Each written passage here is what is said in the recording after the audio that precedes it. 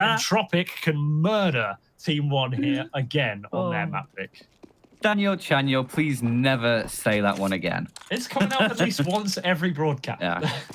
I feel like it has, yeah. I still don't like it, but we'll roll with it. Great. It's great.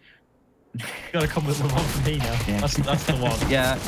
Well, I'll have to think on that one. As aggression towards mid from the TeamOne, or from the Entropiq side rather, has actually benefited them pretty well early on. Bomb. Now TeamOne, yeah, they're answering back, and the bomb drop towards mid. They have to commit towards this mid fight. Forrester jumps around, doesn't actually find the bomb because he gets fully blinded up. But Crad does find Molds, who was trying to go for a sneaky little peek on the flank there. Instead, he loses his head. Loses the man advantage for the TeamOne side, and it's 2-on-2. Entropiq have just don't care about the bomb anymore, really. They're flanking all the way around through long. Oh, PRT! There was engagements towards long, and he thought they'd maybe scarp, because I don't think anybody was watching that bomb. But now, with the noise heard, Crad's just going to head on in towards that B site. Obviously, they know the other players towards A as well. And Forrester, with the inside that B site, can get that bomb planted, surely. As Crad runs distraction towards A. Oh, this is just... What is going on? Cat and mouse. It is cat and mouse. It looks like Crad has an idea about where Pesadeo is, but can't quite ahead the first time of asking. Gosh, this is tense. And the bomb is still yet to go down, by the way. It's only now going to get planted. That's given lots of time for PRT to clean up Crad, and that is the rotation path they weren't looking for. I think Forrester was waiting for Crad to get that kill so they could then pinch out on PRT together, but now the 2 versus 1 in the pistol here, as the headshots need to be thick and fast for Forrester, but he and himself gets pinked down early and can't quite finish the job. That all comes down to that engagement on the A site there with Crad and Pesadeo, and the fact that Crad then commits to try and help his teammate without considering PRT is ultimately what costs them the round. And TeamOne will slither away with a pistol. So already starting off this map better than they have done in the previous one, even on both halves.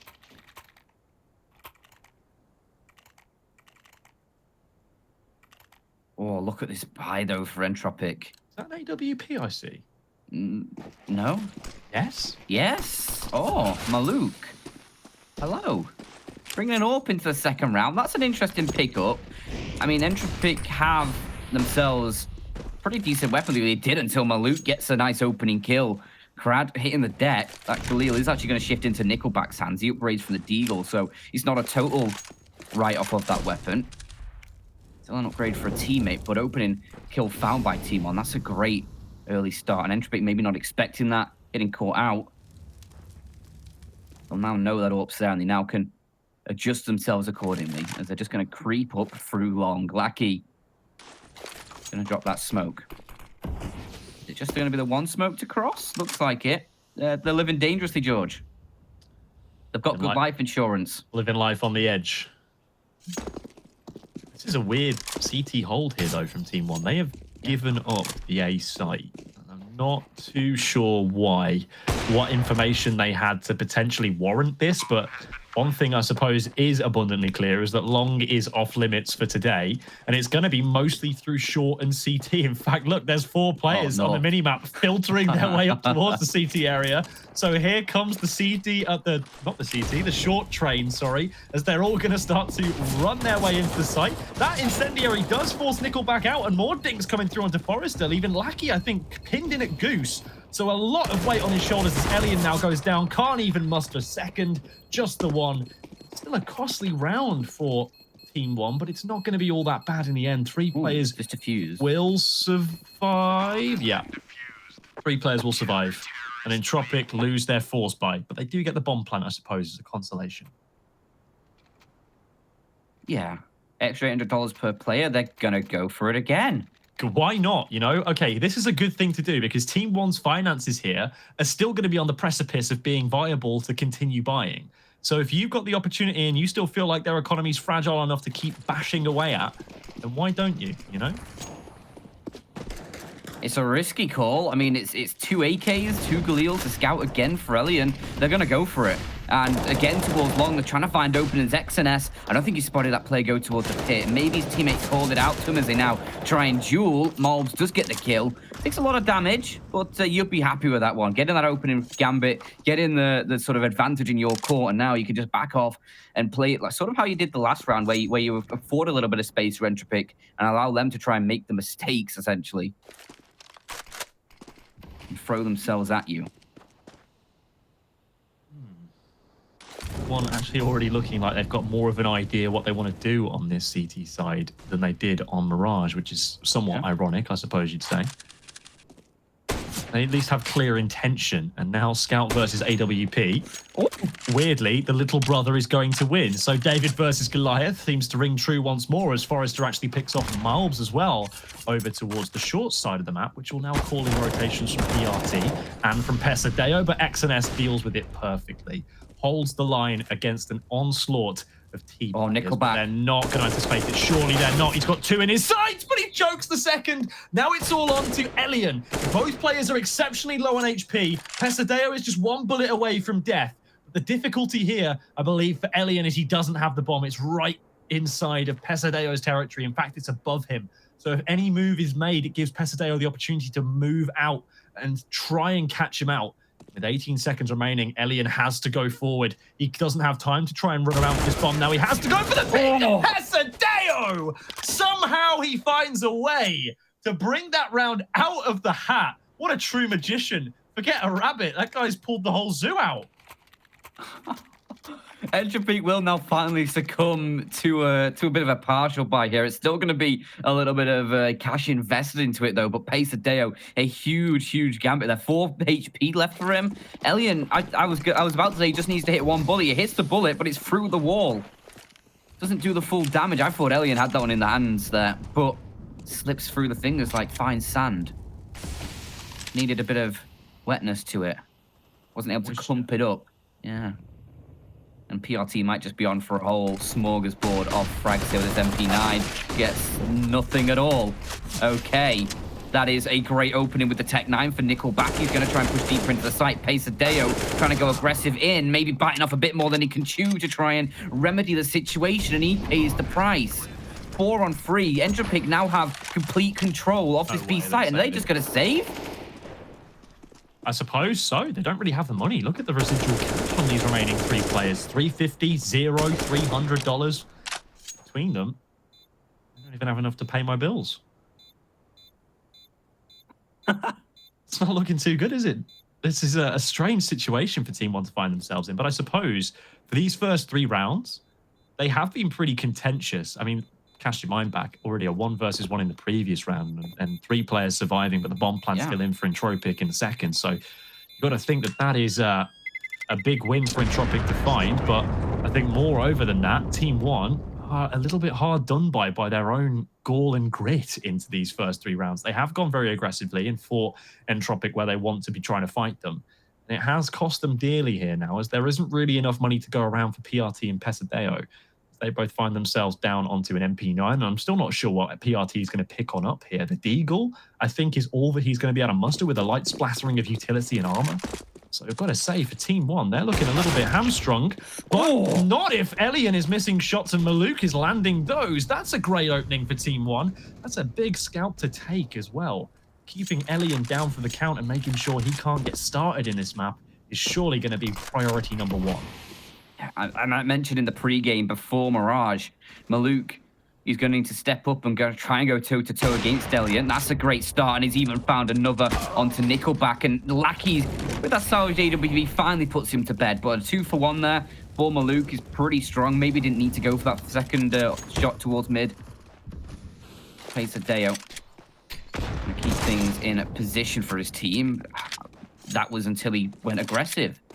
Again, trying to find more than they sort of bargained for, this TeamOne side. They had a 3-on-2. They've had multiple advantages in this round, but all in all, it's ended up with a 2-on-2 here as the bomb's going to get planted in that A site. They're going to have a nice retake situation with this open the AK against the M4 and now an AK for PRT.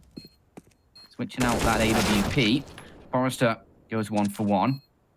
Going to take the initial fight towards short. Molbs very quick on the trade, and now he's going to try dropping down towards CT. Oh, the gunshot. Lackey doesn't realize he's dropped, and he's going to get caught in the side hit. Surely no, Molbs. He looks the other way. He wants to check long, but the player in sight is just going to gun him down.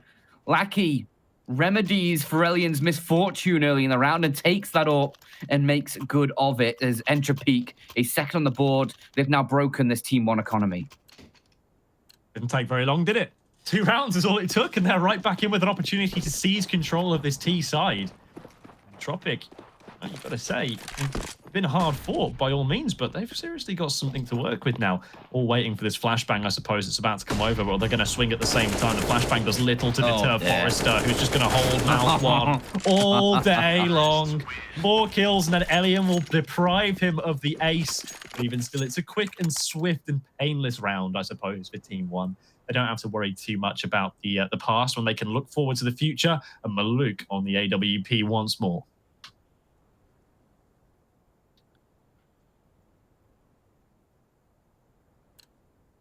Not quite the dominance from Entropiq as we saw in that first map yet. Could still come and knock him with guns in play for both teams here. XNS, the FAMAS. Got lots of support out towards long alongside that weapon, but the aggression up mid, it's Nickelback with the first, and that's the B site completely overrun already. Just that 1 kill. No, TeamOne put so many bodies towards A. That's it. That's the round done. TeamOne, you're out of it. And they're just gonna save. Now, save my question is Entropiq gonna hunt? Ooh, maybe with Nickelback? I was gonna say maybe with Nickelback when he had that Mac 10, but as I started the sentence, he switched into the AUG, so I don't know, maybe you send Nickelback still. 8 HP for him. And Crad may be looking for the hunt here, though. It feels like they're all looking for the hunt right now. I think if you can just take a couple weapons away, you've actually got pretty decent cash for that next round, even if you sort of lose everybody here. So you may as well throw a few bodies at this, but I don't think they're going to go for anything too serious, especially if a couple kills come through quickly from this T side, from the CT side rather. Missed shot from Maluk, just tried to clip the booty of the booster. Swiggity swoody. I like the booty. I'm coming for the booty. You always have to. Sometimes that's always the case. It's the most voluptuous part of the T model. Yeah. So sometimes the crew got them thick thighs. They do, you know, they and do. Delightful eyes. Aw. At least you look to what the true beauty inside of the elite crew. I don't think... Honestly, they're just very misrepresented. Yeah, it's just all one big misunderstanding. They just want to be involved. Oh, this isn't great for Crad. He's actually going to burn down. Trades his own life with XNS, but not before Forrester can make good on the promises that he made to his fallen comrade, as they now look to try and imbue themselves inside of this A site. But the AWP on the cross is very ready and waiting. The bomb will not miss. And Pesadeo is actually coming behind. You're right. The bomb's on down, and now there's a pinch coming in. It's Lackey who's going to try and do a lot here, but he's going to get caught out. Surely he gets caught out. No, he does not. He manages so beautifully, holds the line against 2, and now leaves Maluk with the AWP to figure out what he's got to do. And he knows that it's going to be heading towards B, so he's just trying to curtail it all the way over there as fast as he can. Surely he's spotted on the cross, and he will be. Lackey, the presence of mind and great mechanical play in that mid-round to find 3 frags in a dire straight situation, now relegates TeamOne back onto pistols, or at the very least a half buy here. This is dangerous stuff now for the Brazilians. They could find themselves caught in a bit of a time loop, like Doctor Strange at the end of it. They've come to bargain, and it's not going too well, Dan.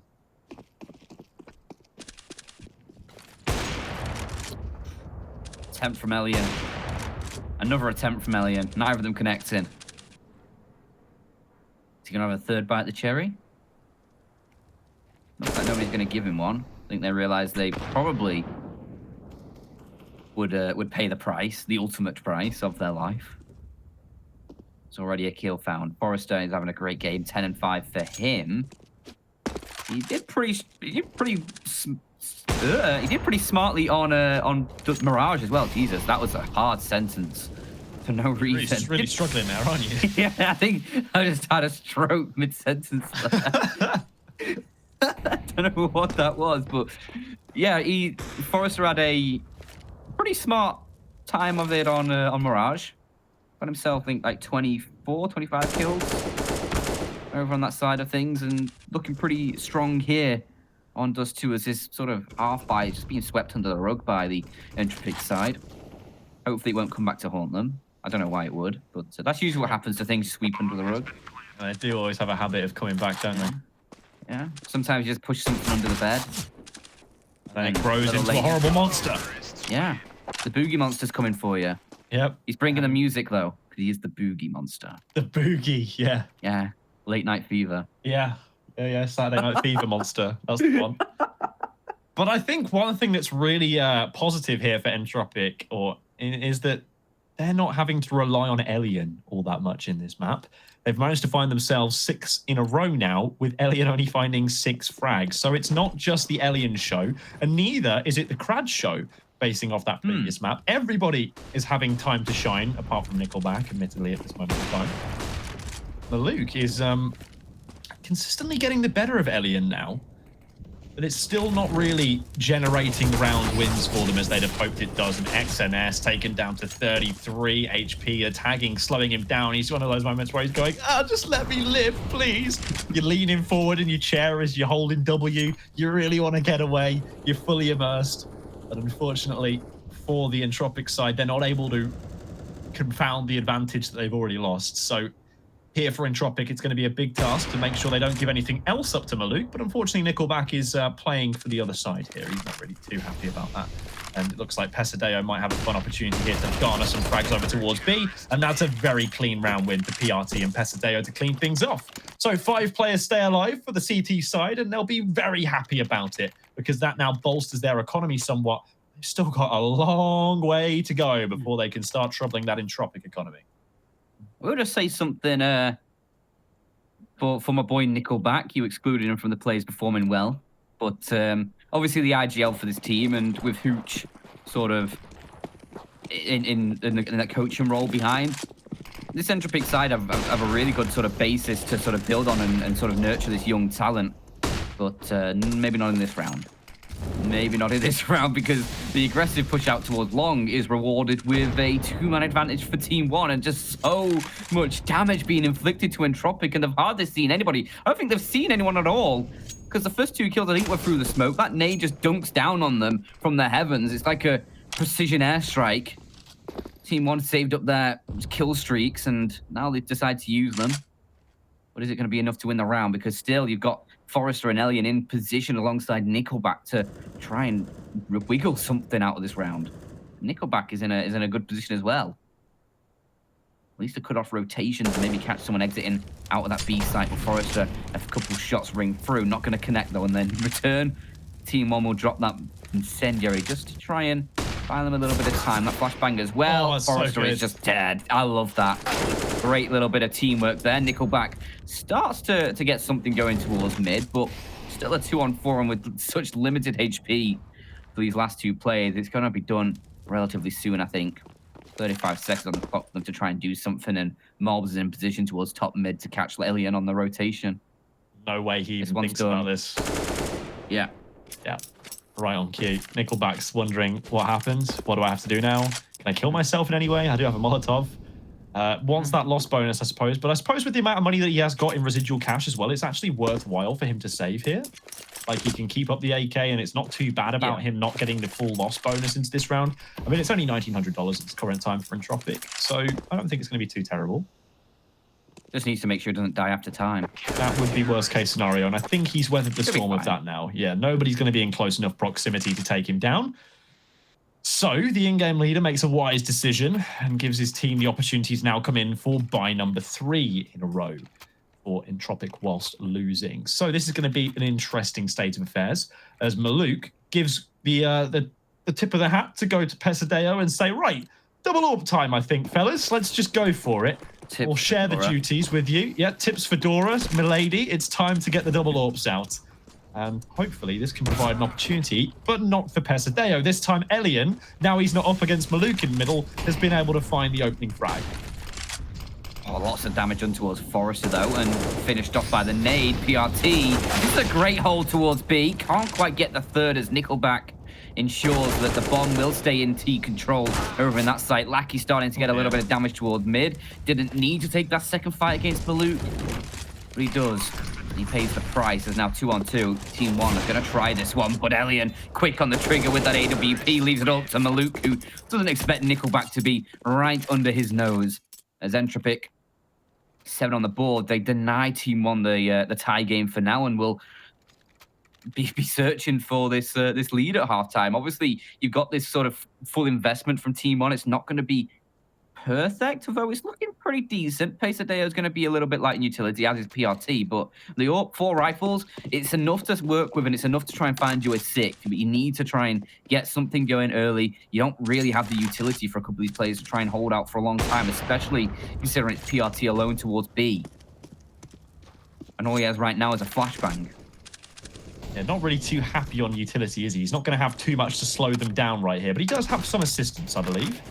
That is Pesadeo helping him out as they realise.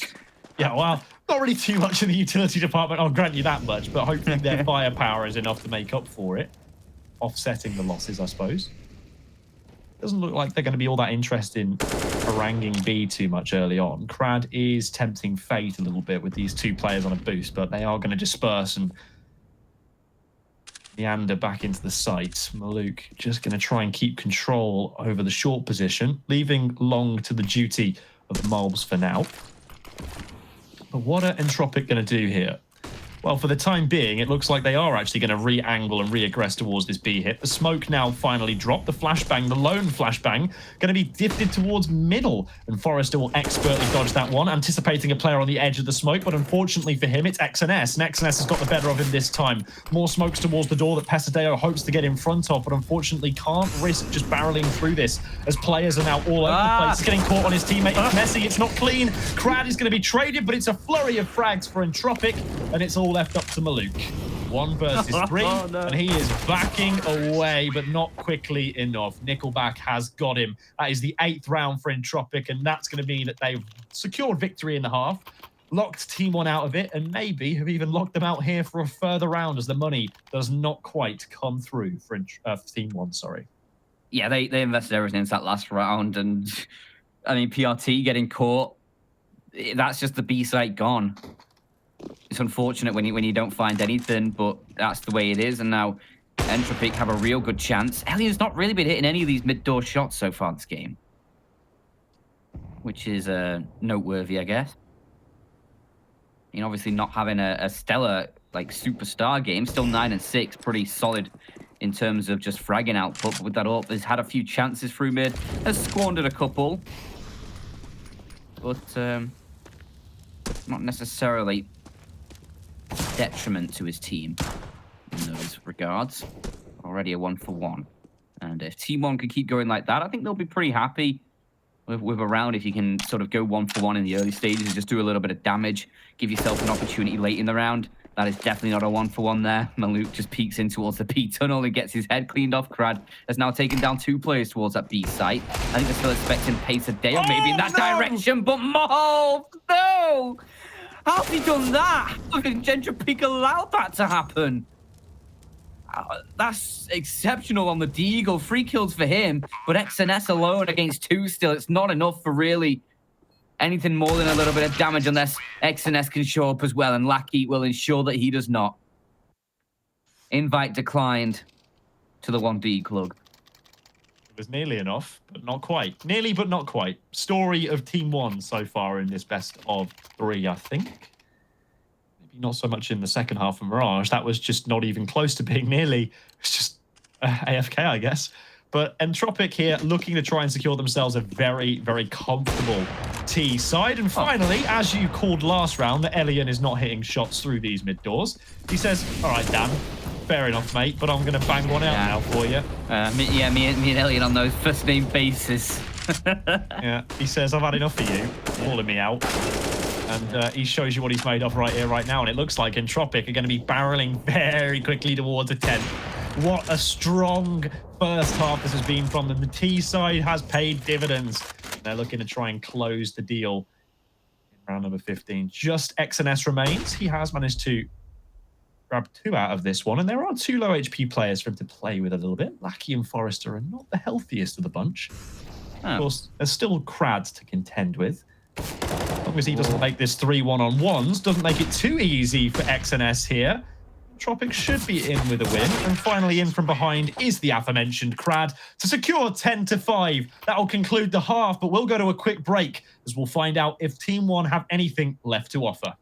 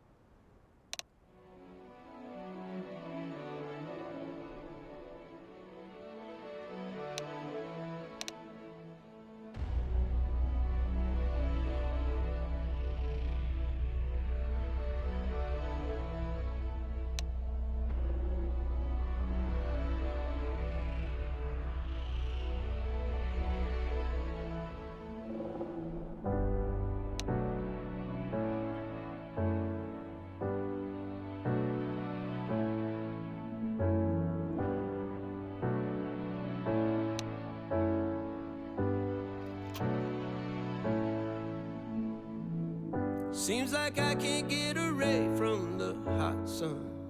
Always night and never day.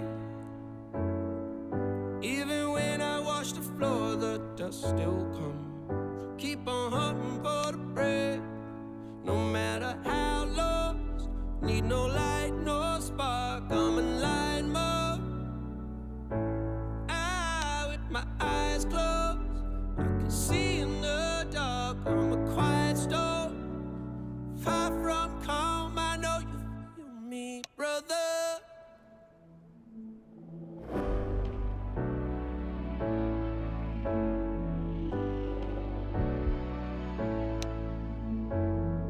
Seems like I can't get away from the hot sun. Always night, it's never day. Even when I watch the floor, the dust will come. Keep on.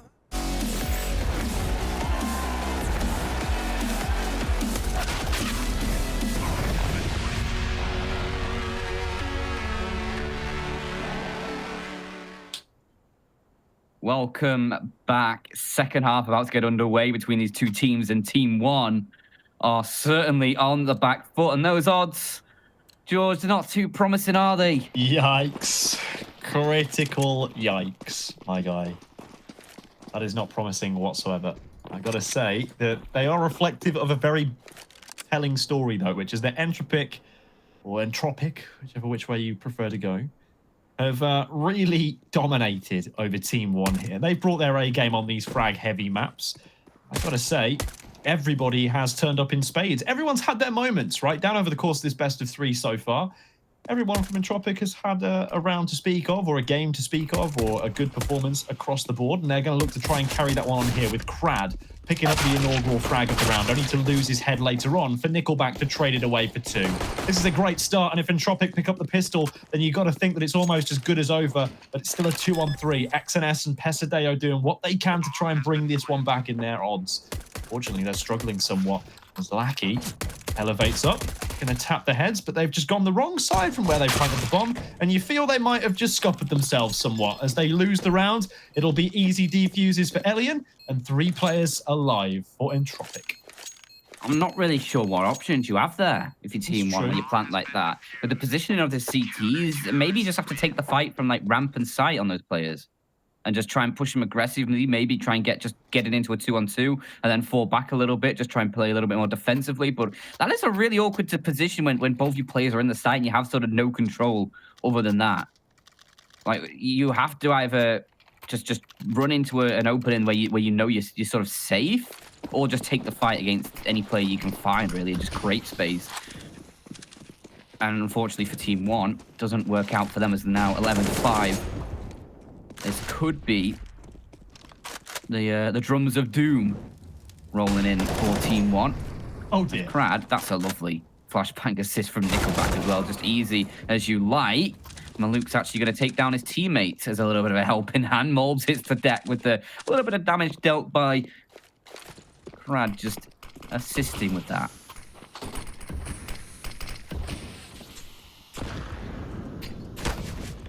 Oh, okay. Doesn't quite spot it. Double smoke on the cross, and there's still a gap in it.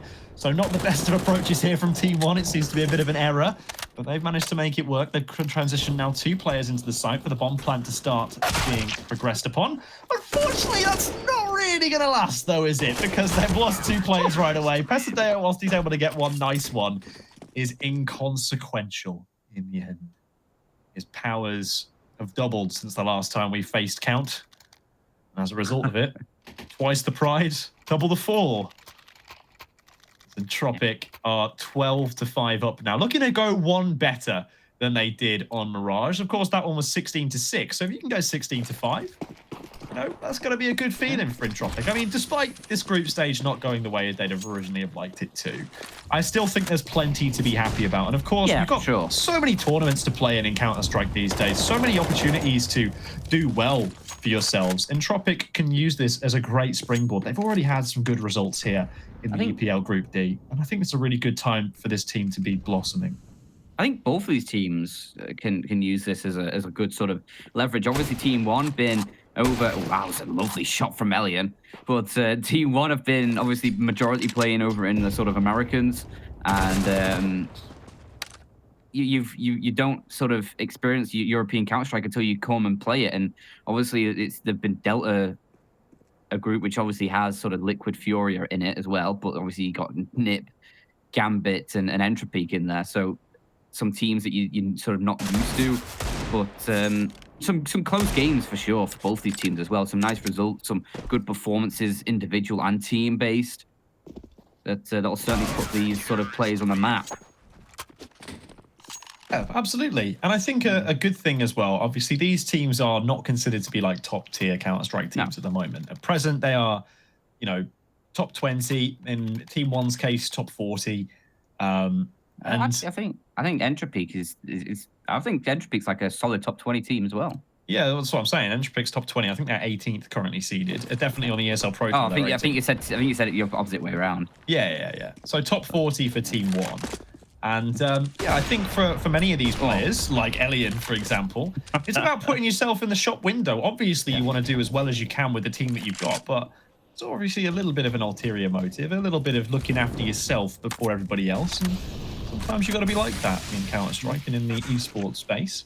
But here, this round is not done yet, and neither is this game. So I guess we'll focus back to it as XNS is going to be able to trade out with Lackey once again and leaving this one in a fairly advantageous situation now as Maluk catches Elian. So Nickelback and Forrester with it all to do. That's a good first shot and also dropping the bomb. So that's all the information that Nickelback needs as he now gets the flashbang high in the sky for 1, 2, and 3. Finally, Forrester to clean up the round, but that's all on Nickelback. What a great performance from the in-game leader, keeping his cool on the A site. And yeah, like you say, absolutely demolishing TeamOne now. It is Dunzo. They're onto the pistols. It's Dunzo Washington, my guy.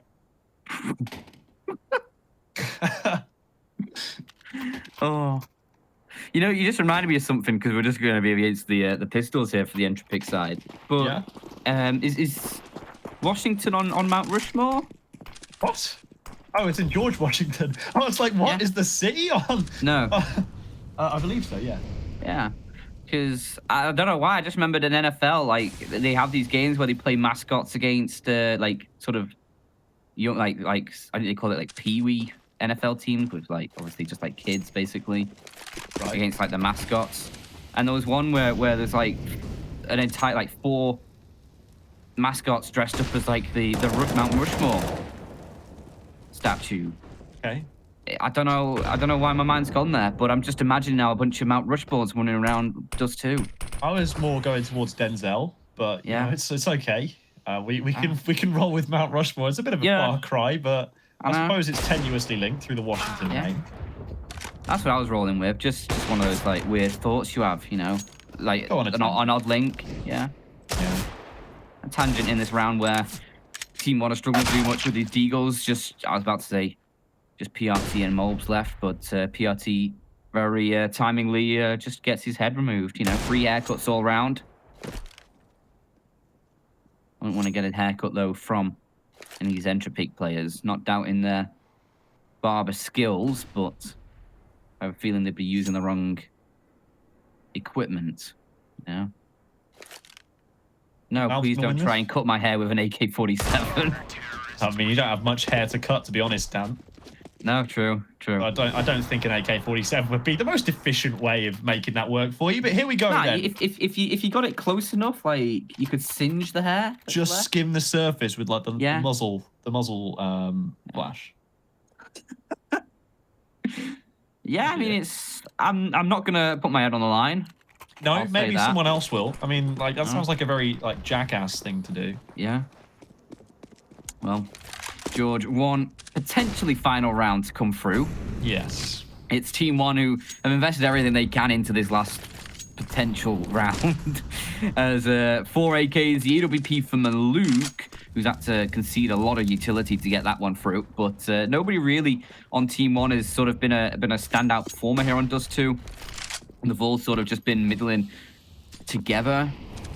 Nobody really sort of trying to carry the weight of the team. And sometimes that's what you just what you need in games like this. Just an individual to have a great round, really sort of break out and start taking control of the game. And then often the rest of the team can follow. But Elian has been having a solid one. 19 and 9 in this map. What was it, like 27 and 9 in the first map of Mirage? He is just having an absolute ball against this team on side. Nickelback has stepped up as well. You know, since you called him out, he's 17 and 10 now. Yep. Bit like Elian with shooting people through mid doors and you. Yeah. Nickelback said to me, right, George, you know what? You've called me out. Yeah. I'm going to stop leading for a minute and I'm just going to frag. Yeah. And sometimes all you need to do. I mean, obviously CT side is less you need to do as a IGL a lot of the time. There's a lot more sort of individual sort of play required in towards the individual sites. Maybe Nickelback may be able to force a little bit more attention towards his own game as Lackey. Another kill found. Crad is going to duplicate that over towards Long as well, as it's all starting to fall apart. Or towards Short, rather, I think that was. Yep, all falling apart as it's left up to PRT and Maluk to try and bring this game back from the precipice. But even then, I'm not so sure about it, as Crad will quickly tap 2 players out for the conclusion of the game and the series. It's a 2-0 sweep for Entropiq. So yeah, I don't really know what more to